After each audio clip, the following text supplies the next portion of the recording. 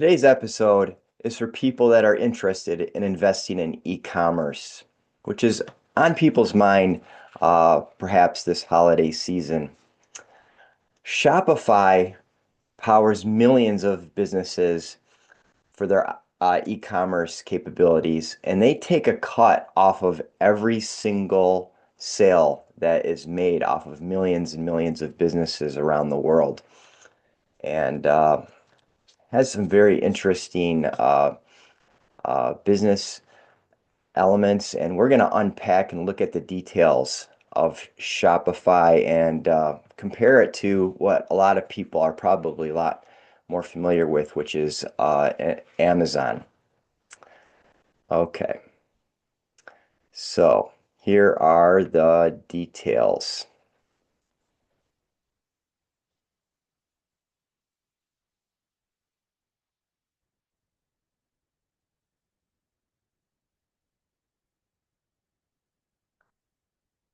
All right, so company founded in 2004 by Tobias Lutke, who is the current CEO. And the backstory on the founding of this company is kind of interesting. He and some friends wanted to create a company that would to sell snowboards online, and could not find software that could facilitate doing this very easily. So he had a background in computer programming and decided to write his own software program in order to do this.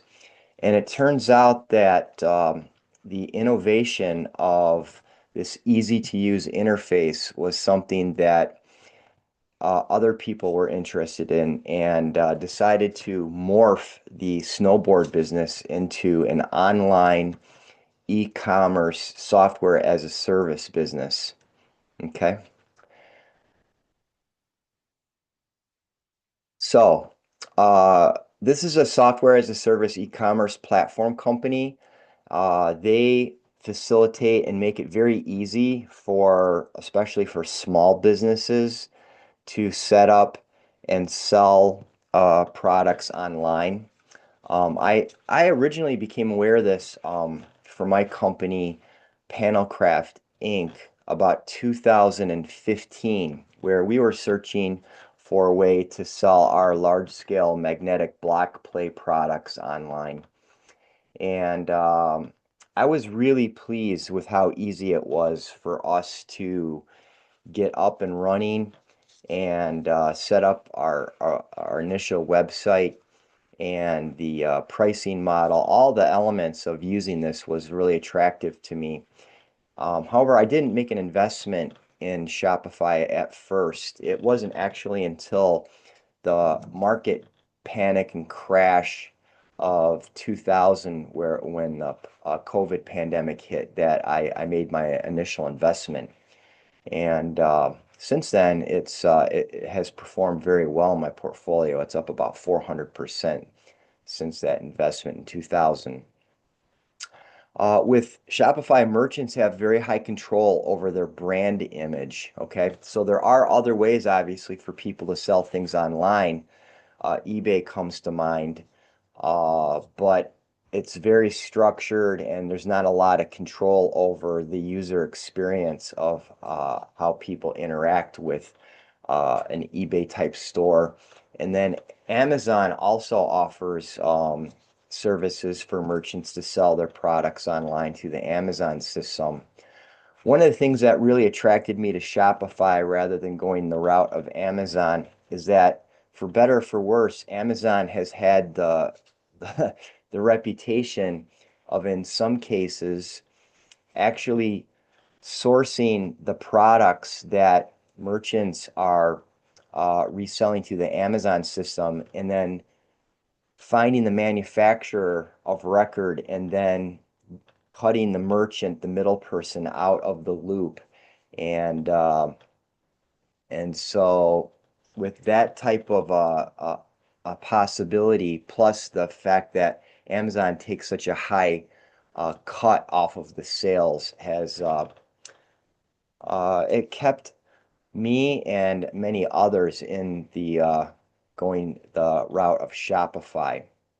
So it's mostly for small and medium-sized businesses. However, some larger businesses also use the Shopify system. Herman Miller is a well-known furniture manufacturer, and they use Shopify, for example.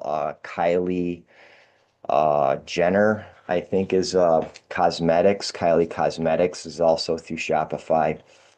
Their main revenue stream is from merchant fees. Okay. We're talking about payment processing, inventory financing. So if you have a business and you need to borrow some money in order to be able to finance your inventory, Shopify will provide that service to you. And they also, in recent years, opened up very, very convenient feature. It's shipping services so that you can actually create shipping labels through the Shopify system, and it gives you a wide choice in options with very, very actual low shipping costs. So merchants can save a lot of money by going to the Shopify shipping system because, in a sense, Shopify is aggregating the buying power of millions and millions of businesses and able to negotiate very favorable rates on shipping fees. Okay.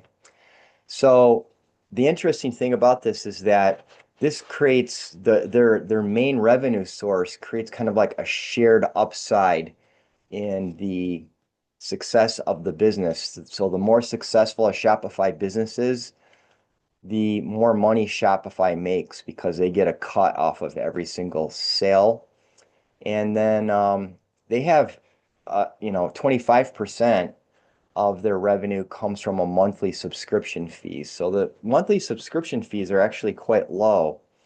And so if you have a good month, Shopify makes more money. And if you have a bad month, then pretty much all you're doing is going to be paying that very small subscription fees, as low as $35 for small businesses per month. All right. So what makes Shopify different than Amazon from a business case? The bigger picture here is that Shopify is an asset light business model, okay?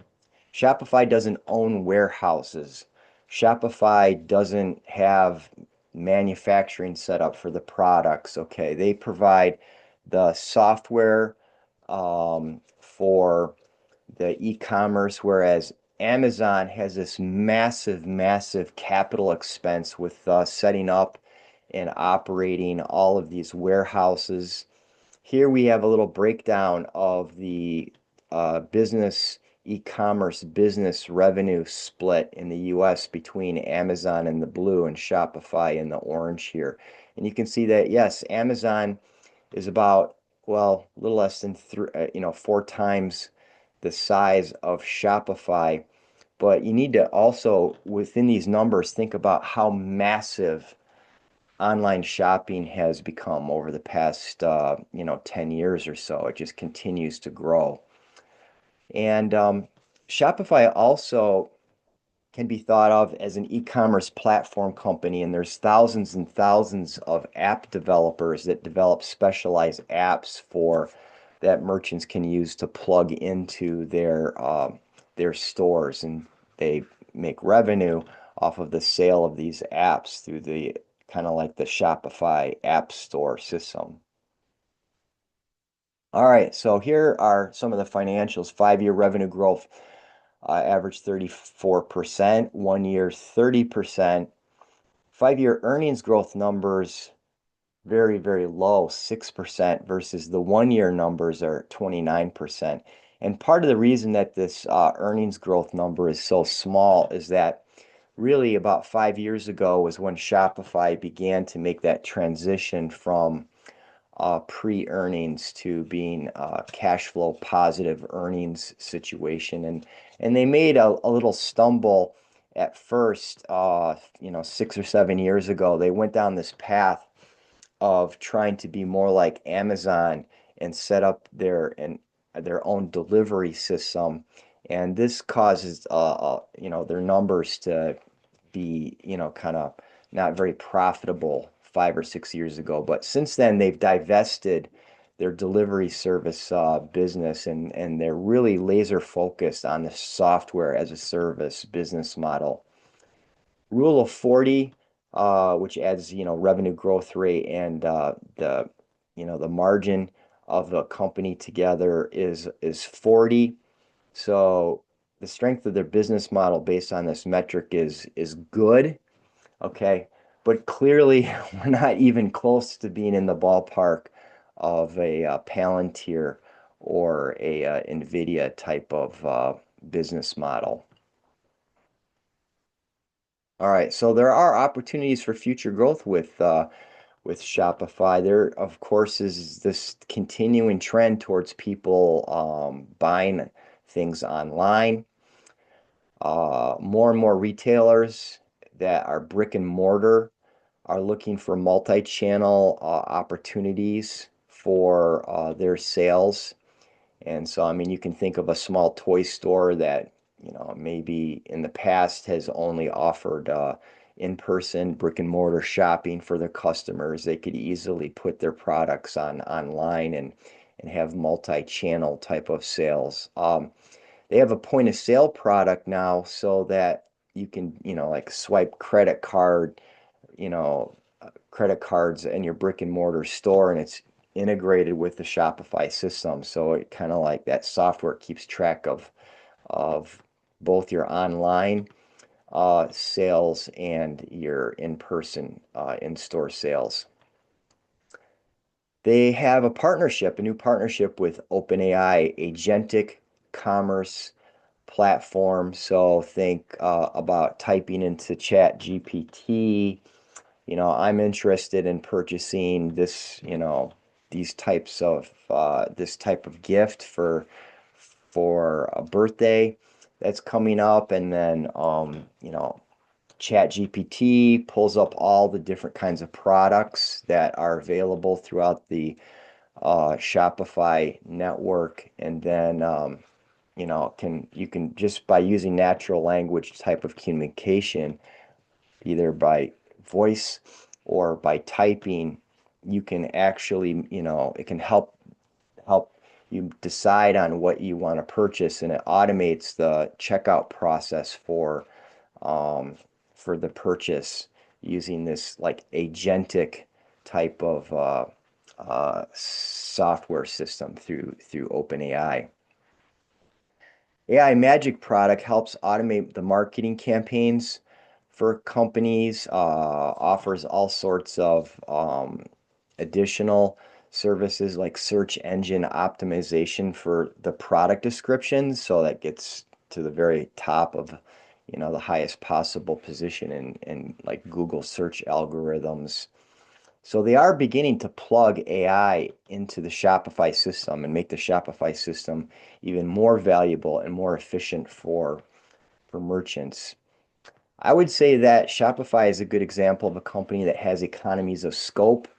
Okay, they have all this customer use data, and they have a platform in place that reduces the cost for the rollout of future merchant services. Okay.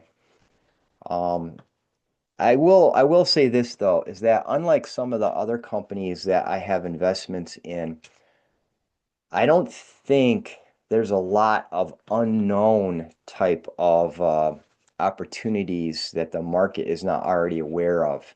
And for this reason, I um, I actually sold about half of my Shopify position about a year ago, and I used the proceeds from that to redeploy into uh, companies that I felt were a little less understood and had greater growth prospects, including like Palantir and uh, and some other AI type companies. So I personally, I'm not adding to my Shopify position. It would probably need to drop about 30-40% from its current stock value in order for me to begin to redeploy investment into Shopify. However, I do think if you are interested in investing in the e-commerce space, Shopify is a very could be a really, really good uh, segment of your portfolio. And in fact, the stock price on Shopify has outpaced the growth of Amazon over the past 5 years and 1 years. And I think a lot of it has to do with this very efficient asset light business model that allows the company to scale at very low cost. I mean, we're talking about Shopify having only about 8,000 employees, whereas Amazon has something like 1.5 million employees around the world. Okay. So it's just it's a completely different business model. And I think that the asset light business model, kind of like how Uber has advantages over old style taxi type companies, or how Airbnb has business advantages over a traditional hotel chain like Marriott, for example, uh, makes it a pretty good investment opportunity. I would expect over the next 5 years that you could get an annualized return on Shopify somewhere in the 25 to 35% range. Okay, so that would be my ballpark estimate. All right, so a little bit of on look under the hood in a very interesting e-commerce investment opportunity. I hope you enjoyed this video, and if you have enjoyed it, please feel free to share any comments or hit the like button for this video. I appreciate everybody's support, and thanks for viewing.